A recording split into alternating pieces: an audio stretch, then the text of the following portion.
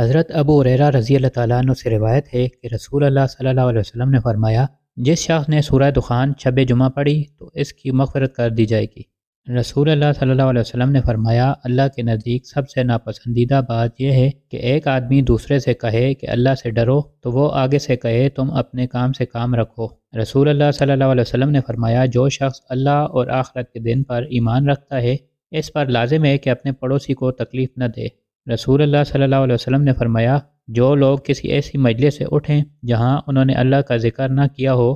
تو وہ ایسے اٹھیں گے جیسے کسی گدھے کی بدبودار لاش سے اٹھے ہوں، اور یہ مجلس روز قیامت ان کے لیے باعث حسرت ہوگی۔ رسول اللہ صلی اللہ علیہ وسلم نے فرمایا، قرآن کی تعلیم حاصل کرو اور اس کے ذریعے اللہ تعالیٰ سے جنت کا سوال کرو،